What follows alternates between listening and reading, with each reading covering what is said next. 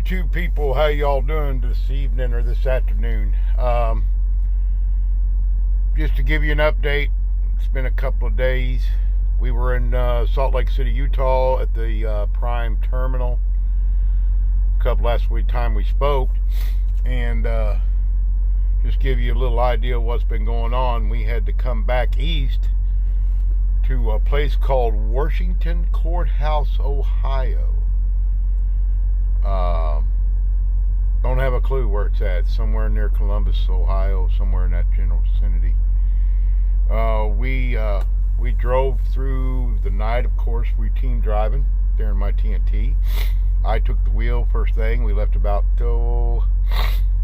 I'd say roughly around 5 a.m. Sunday morning, and I had to drive through the mountains, which was my first time doing that through the mountains. We had an open window. We decided to stay in, we'll go back a little bit. We decided to stay in Salt Lake City due to the high winds that we ran through the night before, or the previous night, that night that we were staying, and we had to be there in the morning time. So Jamal was luckily the lucky one to actually drive through the mountains with the winds the way they were. And I kind of explained this before. People, it was hairy. Let me tell you what. I don't know, and I know I need to know how to do this, but there was a situation that we were in that the winds were blowing, and we were doing about 20 miles an hour going down a hill. And I had just woken up. I got up. Jamal was kind of glad I did, because I needed to see how this thing worked. And we hit black ice, and the truck started giving way and just took off. I mean, basically went to the left or to the right. And with Jamal's experience and quick reaction, it happened so fast. It was a split section, and we had to straighten going back down the hill again. That quick. Whether I could have done that or not is remained to be seen. I don't know what my reaction would have been. I know when you go into a black ice situation and your vehicle starts sliding, you're supposed to accelerate to keep the vehicle straight. We were going on a downcline, by the way, and to know that would be optimistic for me, because I don't know if I'd have been on the ball or hesitant. But it was definitely a wake-up call to me. And but we made it down the hill. We got to Salt Lake City, dropped our trailer, washed the truck, dropped the trailer, and we decided, I talked to Jamal, and we were going to hook up and hook out. And I kind of told Jamal I'd like to wait until the morning. I mean, we both needed some rest. We'd been humping our butts off. We both needed to take showers. We needed to eat lunch. We needed to see how the Peterbilt was doing, because the Peterbilt was having issues, our truck. And I talked him into coming to stay, and let's just stay the night, and we'll leave first thing in the morning. Happened to know that the winds were supposed to subside around 6:30 through the mountain pass, Elk Mountain and all them, through the time frame we were supposed to go up there. And I'd feel a lot more comfortable that way, for now. So anyway, we did all that, and then about 5 o'clock we loaded the trailer, we got our materials, we took off, and I was driving. So we took up off the mountains, and I was really, really, really nervous and uptight about it because of the curves and the inclines. And I mean, the inclines weren't that bad, to be honest with you. I mean, I had to learn the system of how to set the cruise control to a lower speed and use my engine brake to use it on one, and he demonstrated it on an incline to show me exactly, if you set that dang thing at 35, you ain't going any faster than 35 with the engine brake on, all the way down the dang hill. So that was a plus. That was kind of a confidence builder for me. Once we got down through and got over top of a couple of hills, we hadn't even made it to Elk Mountain, because it's quite a ways into Wyoming. Jamal just got up and said, "I'll see you later." and left me to it. And that was a reassuring thing for me, that he had confidence in knowing that I was able to do this. And it was just another, confidence builder for me. And we made it. We got through it. I had to take a 30-minute break on top of one of the mountains, beautiful mountains. I've got photos of the truck, the whole truck at the rest stop. I got photos of a couple of the mountains that were at the rest stop while Jamal was still sleeping. And I took my 30, and then I got back in the truck, and we came on up, and we stopped in Cheyenne, Wyoming. That's when the wind started again, but I was lucky to get off of it, and that's when Jamal took over. Anyway, we come crossing the Wyoming, and then got into Idaho, and then I got to actually see the I-80 truck stop everybody talks about. I didn't stop, but I got to know when I know where it's on. It's on exit 284 in Iowa, and I know where I'm going to go in the future. I want to go check this place out, but for now, I just wanted to keep trucking. So I drove all day. Well, most of the morning. I started about 2 o'clock in the morning. We stopped here about 11, 10 o'clock, somewhere in there. We're in a place called Oakwood, Illinois. We're about 5 hours from our 90, but we decided to stop. We're both hungry. Jamal woke up. We got pulled in. We got our fuel, and we decided to just stay here for a few hours, like 4 or 5 hours probably, and we'll load up. We went and had dinner at a nice little pub across, grill, bar and grill, about the only thing you can find around here, because we're out in farmland. And we decided to take showers, because we hadn't had a shower in a couple of days, since we left Salt Lake, and then we packed it in, and I'm sitting up here. Jamal's still gone. He'll be here pretty shortly probably, and we figure we're gonna get things gathered around, and then we're gonna take about a 3 or 4 minute hour nap probably. Right now it's roughly 2:23 in the afternoon Central Time, and we don't have to be to our 90 till tomorrow morning at 5:45. So we figured if we kick back for a few hours and drive, Jamal's turn to drive, and he's going to drive us on in. We still got to go through Indianapolis and a couple other areas, and then get into Ohio. Figure we can get there probably 2 or 3 hours before our 90s required, because there's not really a whole lot of parking there. It's a Walmart distribution center. They don't allow parking in, and they do have it on the street. So we figure if we get there an hour or so early, then that'll be fine. We'll just park there and wait till we get called in, and we'll go in, and we got to drop the trailer and all that crap. Typical Walmart crap. But anyway, today is the 6th of January. We were involved in the so-called reefer holiday bonus cycle. I hope it pays off for Jamal and myself.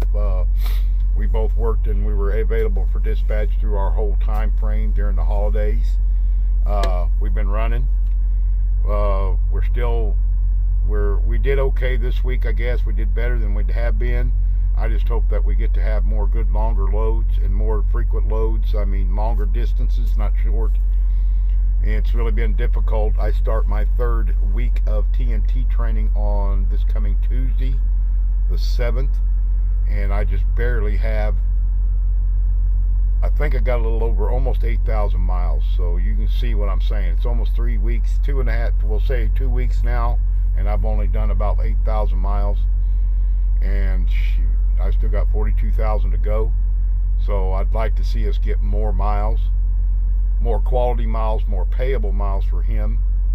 And because I'm guaranteed the 700 a week, but still I'd like to see us get some more miles. I'd like to run a 5,000 mile week. That'd be awesome. We came close, but not close enough. We had 48, I think, this past week, but we need to have more like that. I don't much care for the mountain runs in the winter. I mean, I could probably well justify them in the summer, but I know this is winter training, and this is winter time, so I'm going to have to deal with it the best I can. They're judgment calls. I mean, I'm going to have to make sure that if I can do it, I'm going to do it. If I can't, I ain't going to. I'll park it. And they're just going to have to deal with that. I mean, I'm not out here to kill myself, just to make things stupid. But anyway, we had a great time. We've been running really good. We're getting along great. We're getting our hygiene taken care of, which is a plus. he's a stickler on that, and so am I. So that's a good thing. I got a good trainer that stops at least every other day, if not every 2 days. 2 days or 3 days is a tops that we'll go without a shower. We tried to stop and eat at some point at a restaurant and get away from the truck. You know, we try to do that. We use Uber and all that stuff. We did it in Salt Lake, and here we just got to walk across the street from the Pilot, and they have a nice little place there, got good food. We just got done eating a while ago. I'm just stuffed. So all in all, it's good to go. I still got a lot to learn, a lot to freaking learn. I need to know the sequences of everything, the old one, how to go through the sequence of the live load, calling in a live load, putting it on the Qualcomm, the 90s. I got to learn all that stuff again. I got to get that in my head and get it on down pat. I got to continue to keep backing this rig. I mean, I've got to continue to work on that. Driving, I'm getting more confident in my driving. I'm getting more, I'm not always worried about that Jake brake. I'm not worried about, I do worry about everything. Don't get me wrong. I'm safety minded all the way, but I'm more confident in using the Jake brake when I need to use it, when I don't need to use it. More confident in my turns, how to get slowed down, when not to use, or stab braking. I'm learning all that. But I'm telling you folks something. I mean, you know, when I came through Rock City, Wyoming, and I don't know if Jamal will post these photos, because we have a camera that actually takes, you know, does recordings as we're driving for safety reasons and for legal reasons in case something happens. But when I drove through Rock City, I had a wake-up call, and that wake-up call was seeing what happened, the aftermath of a tractor-trailer rig disaster. And I tell you what, it's sad. I hope the individual that was operating that piece of equipment and any other passengers that with him survived. But what I looked at and I seen looked apparently like it was involved with 2 tractor trailers, and the one tractor trailer work hit the middle pillar of a overpass pretty much head on, and it looked like it was just totally destroyed. You could not tell it was an actual cab of a truck. The other vehicle was off the side of the road. I mean, produce or whatever it was, their load was freaking scattered all over the place. I had to basically take off the side of the road. My side alarms were going off crazy, but I had no choice. I had to get onto the shoulder so that we could mend it. But I imagine it happened during the windstorm the night before, with all the high winds and everything and black ice or whatever.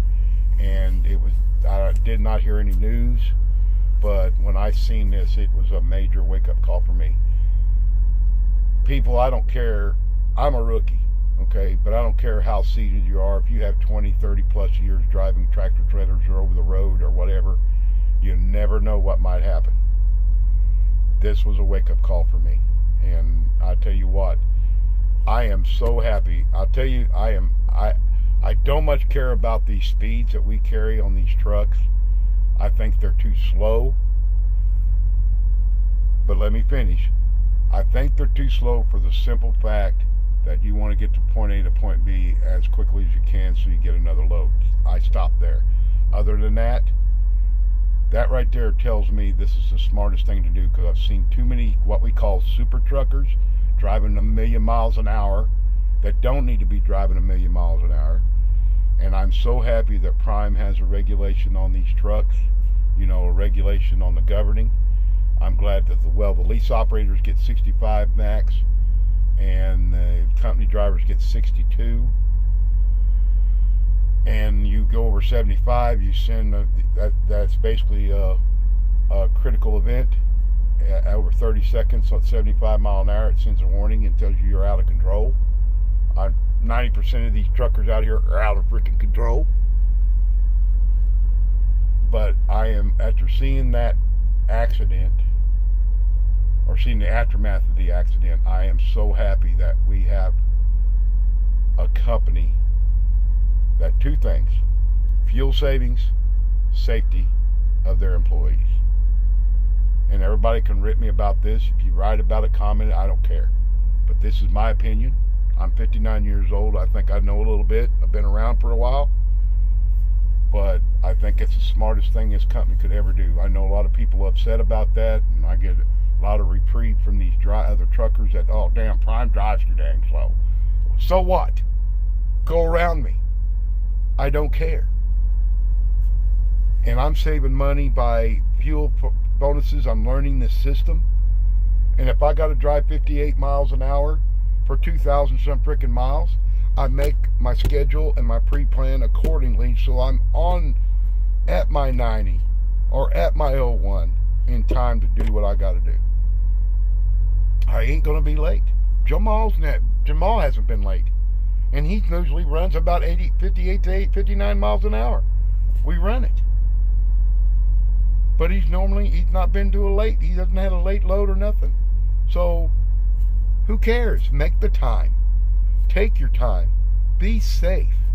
Because I wished I could have, but I was driving. I couldn't take a picture of the situation. But what I've seen as so far, I've been driving all these accidents and stuff that I've seen. And just like Rolling for Time said on the other day, he's tweeted, giving Instagram pictures of being stuck on I-70 with that disaster on the Pennsylvania Turnpike, the bus and the tractor trailer. 5 people killed, 60 people injured. Come on, man. We don't need that. We don't need that. Drive safely for the conditions. Drive safely for the conditions. Period. There's no more discussion. Simple. Be safe.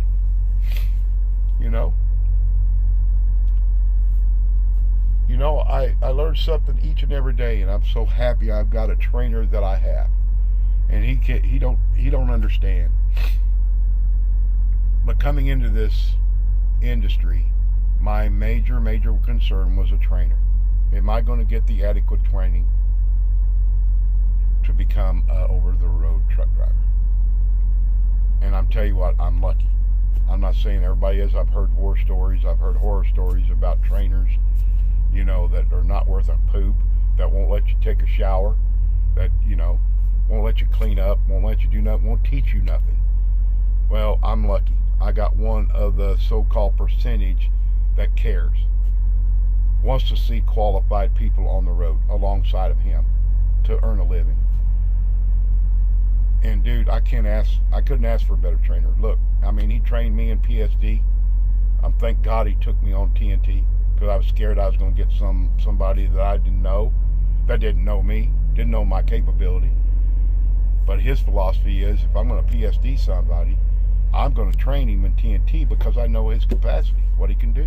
He already showed me. And look what I did. He trained me so hard on PSD, he rubbed this stuff in my brain 20 million times. And what did I do? I trifecta. I passed the first time. I'm on the road now. Now it's time that I learn about the Qualcomm, the business. Now I've got to learn all this part of it. And it's tough. It's a lot. Ain't putting your hands behind the wheel and doing this number down the interstate. Oh, heck no. That's a smidgen of what your job is. There's a whole ball game.